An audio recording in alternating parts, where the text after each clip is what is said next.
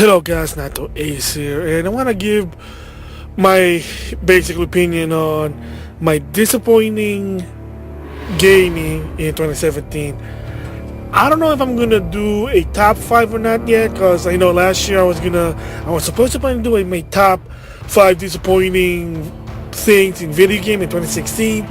I gotta give one of them, which is Star Fox Zero, a bit.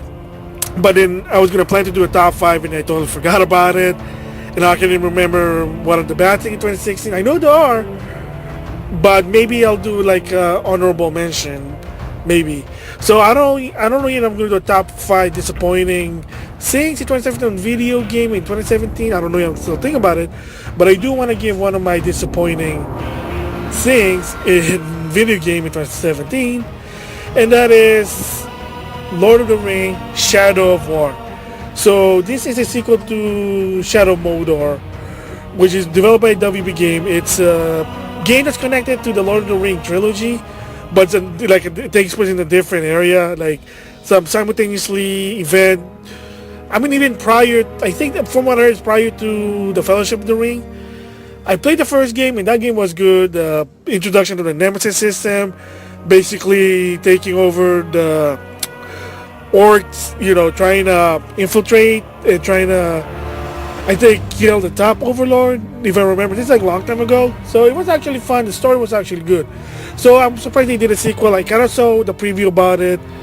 At first I said, okay, something they're going to do, which is you build an army to fight against Sauron. So again, if you're a Lord of the Ring fan, you can understand a lot of this lore.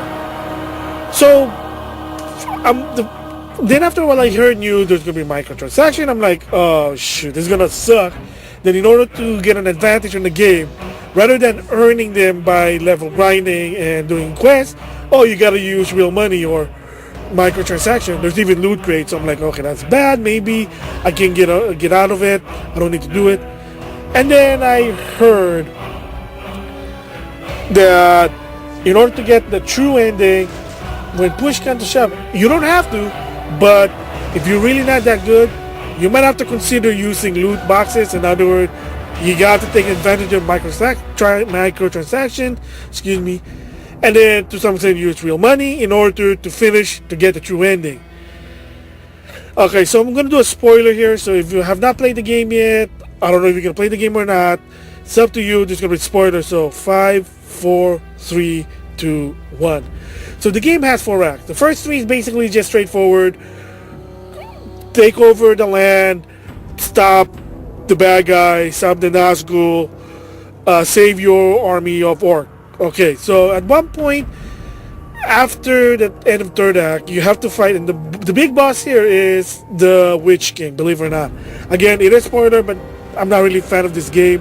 Kind of disappointing.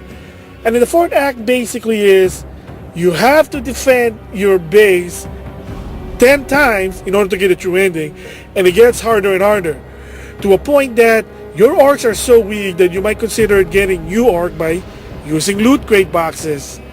And that point on, I'm like, okay, I don't want to do this anymore. And the game also is not fun because a lot of the mission is really just repetitive. And there was that is called the challenge, when you get to play as a Bright Lord, and you have to at least do 2 out of the 3 challenges in order to get an ability points, and they're not fun. I'm sorry to say, challenging not so much, but it is not fun either. And I don't know, it's just me. The gameplay was a bit weak than the first game. Sometimes when I try to play the game, it's very unresponsive. It's not working. Maybe I'm doing something wrong.